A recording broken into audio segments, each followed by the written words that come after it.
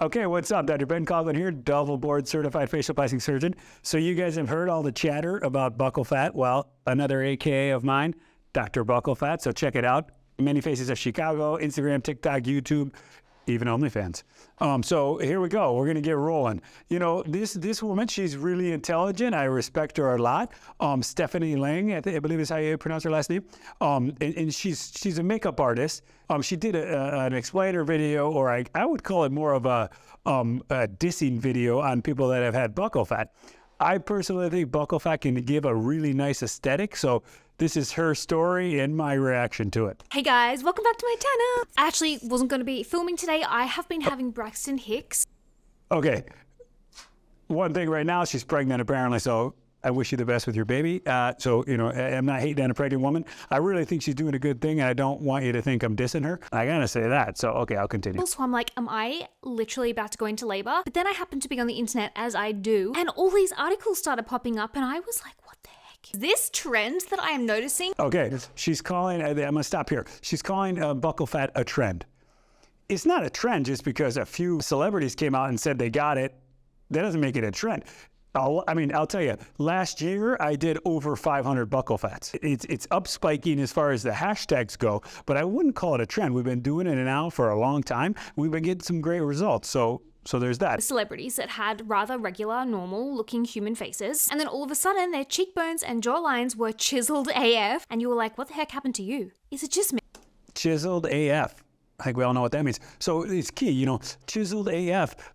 A lot of people want that. So when I have a patient doing a consult for buccal fat, I say, listen, first you define what's sexy, what's hot. Then you define how you want to get there, how you think changing your face would get you there. Then I give them my opinion, my expertise about how I think we could help their face get closer to their goals. So some people do like that chiseled look. Some people like a more round, full face. So that's definition. You got to define number one. But buccal fat removal, this is going too far, in my opinion.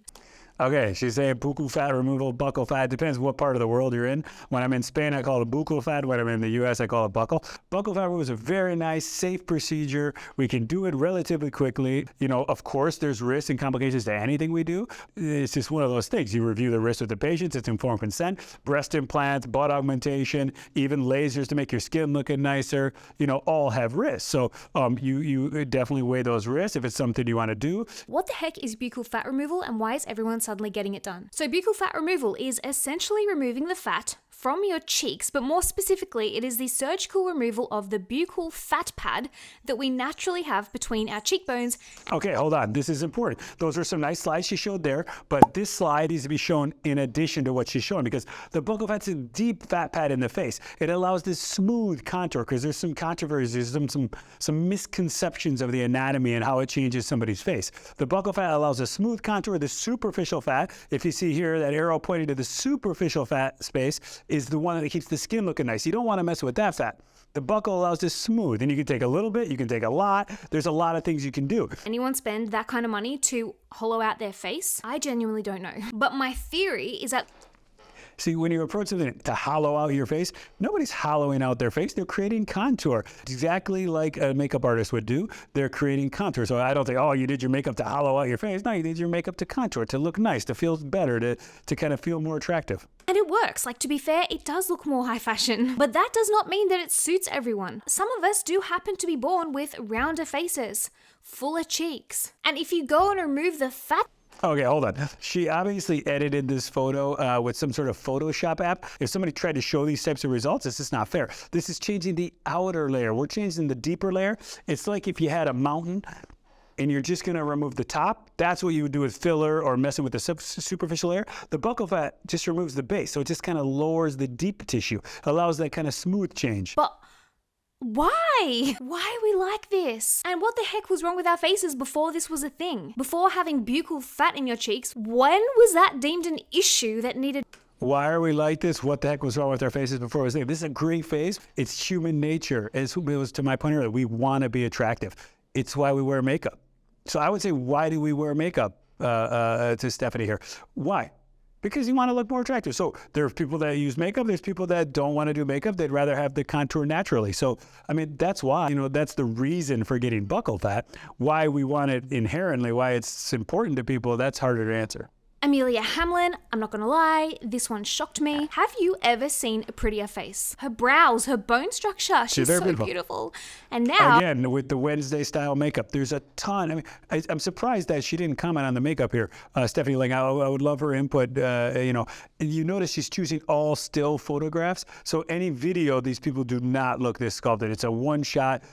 It has to do with the lighting and the makeup. She obviously has a little filler in her chin and a little filler in her jawline, which overpowered there. So I agree that it has a little bit of an unnatural look. Look at Demi Moore and Madonna. In my opinion, and I could be wrong here, but I mean, it certainly looks like it, they have both. I love this. So hold on. Demi Moore, I'm telling you right now. Look here. You see her nasolabial fold? You see how there's no nasolabial fold here? This is filler. They overfilled here. They overfilled her cheek. The buckles here, whether she had buckle or not, I don't know. There's also, again, if you notice, Stephanie's photos she chose are all Halloween style makeup. Look at the difference between her skin, the color. She's got layers of foundation, layers of concealer and highlighter. So I would be interested to see her feedback on about this. This is not buccal fat. It's overfilling of her mid cheek. It's way too much makeup, way too much highlighter definition here. You need to kind of fan that in a little bit. Demi Moore is somebody I would not recommend buccal fat, though, in addition. To suit the current beauty standard, for what? And aside from that, and more importantly... No, so people aren't doing it to suit the current beauty standard. They're doing it because they feel it makes them more attractive. I know this is my industry, this is my thing, so I'm obviously going to be pro people doing what they think is best for them, but very rarely do we see someone who's coming in because somebody else told them is going to make them more attractive. But if it makes you happy and you want to change it, is something we could do. Societies, the way people are imaged, magazines, Instagram, social media, TikTok, that world, I agree, is a mess. It definitely has some influence on people's decisions, but it's not the sole decision. People like to feel attractive, and that's the reality. So it's an interesting thing to talk about, but hating on the people that got buccal fat or do buccal fat, I don't think is the right way to approach this discussion. So it, like any cosmetic surgery, comes with a long list of potential risks that I think everybody should be aware of if this... I like her discussing the risks. I think the risks are extremely important. As I mentioned earlier, it's an extremely important anatomical area with very significant aesthetic implications. So you want to go to somebody you trust that does it good, that does it well, that can alter the amount of changes we're going to give you. I agree with this last statement. Of all of the surgeries we do, this probably has the most important anatomical area in a small concentrated portion of the body. So it's a great point. And that's why I've subspecialized in it. I think the more we do of one thing, that's how we get really, really good at it. And that's how you reduce complications and risks. So 100% agree with your last statement here. Like this wonderful Twitter user said, hold your buccal fat a little bit closer tonight, my dears. Yeah, be careful. Dr. Coughlin might be coming for it. No, so this is the key. In closing, I agree there should be a discussion about society's influence on people's decision. Now, that goes from their aesthetics to what they buy to the toys. Something is attractive, another person thinks another thing is attractive. So it is just the reality, and people go after where they fall on that spectrum. I just want to make sure that people get the proper facts. To not comment on the amount of makeup that these people have, when she was showing those bad outcomes, I think is negligent. The more information you can get, the better. That's one beauty of the internet. It has many ugliness.